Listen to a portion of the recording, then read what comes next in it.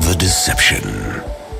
After the exile of Malak, the island of Zioden enjoyed many years of peace.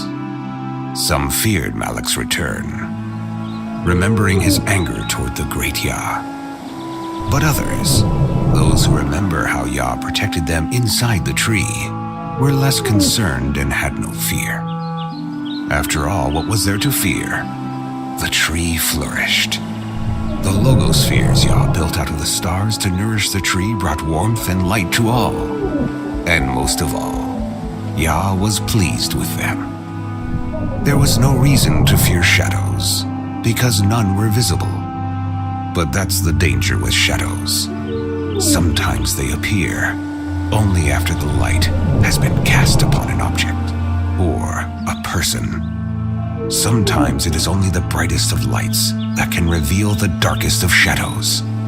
This is what happened to Ish and Isha in the years after Malak's exile. Ish and Isha were appointed to Yah to become protectors of the mighty tree of Zioden. They were so happy, not only to become the tree's guardians, but because they loved each other very much. They enjoyed caring for the tree together, protecting it and pruning it when necessary. Caring for the tree, like all good work, was both hard and fun. And they had agreed to Yah's only rule: to make certain that the logospheres were never taken, never removed from the tree of Zioden. One day, just as they had feared, Malak, who wanted the power of the logospheres for himself, entered the city. But he came to the city disguised. Malak knew that if he was going to get the logospheres, he would need to look like he belonged there. So even though everyone saw him, no one knew who he really was. Nor did anyone see what Malak left at the base of the mighty tree. No one except Ish and Isha, who found it the next day. Isha was drawn to its beauty, and she did not bother to ask what it was or how it had arrived there. No, it was too intriguing to question. And in its reflection, she became even more beautiful, and she seemed even more happy. Isha showed it to her husband, who took it from her. He wanted to see if it would make him happy too. They saw themselves sitting in one of the highest branches of the tree, and they were holding a logosphere. And they were happy to have taken it from the tree. So very happy. As they looked at their reflection, they felt amazement, like they did when they had first looked at Yah. Both Ish and Isha knew that what they saw was something they were never to do or even think about. They were supposed to protect the tree and make sure no one took a logosphere. They were confused because in the reflection, they had seemed so happy holding the logosphere. They tried to forget what they saw, tried to ignore it, and put the device aside, hoping to never look into it again. But now they climbed, and neither could deny the seed that had been planted inside them. The seed that was now growing. All they wanted was for this new happiness to become real. So they took a logosphere. But rather than make them look beautiful and feel happy, it took their light away and cast a shadow where before there had only been light.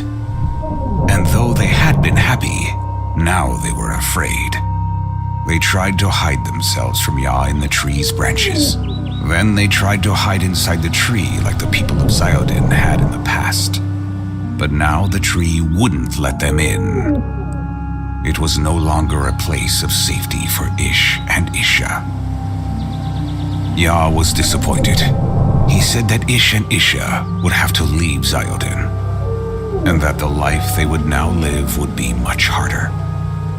They knew they had disobeyed Yah's only rule, and they were frightened, because when they weren't looking, Malak had taken the logosphere Isha had plucked from the tree. Yah knew this had been Malak's plan. He was trying to destroy the tree, to bring on the fall of Light City through Ish and Isha's disobedience. Yah promised Ish and Isha that he would still be with them, but things would be different now. Malak hoped that they would join his followers, but Ish and Isha would not join Malak. They had learned their lesson, but at a terrible cost. And even though they were not happy like they had been before, as they left Zioden, they were grateful to walk in some of Yah's light. Back on Zioden, Ornelius is once again appointed protector of the tree, and he promised the people of Zioden that the tree would not die. Yah would protect them and the remaining logospheres, even though it was becoming colder and colder. And just as they had done so many years before, the inhabitants of Light City entered the mighty tree to seek shelter, knowing that somehow, in spite of the snow, Yah would one day bring back the beauty of summer that had once been. Their great Yah would also have a plan to defeat Malak once and for all. Man was deceived, but God had a plan. You must not touch it. Sin entered the world, knowing both good and evil. Guard the way to the tree of life. One sin brings condemnation for everyone.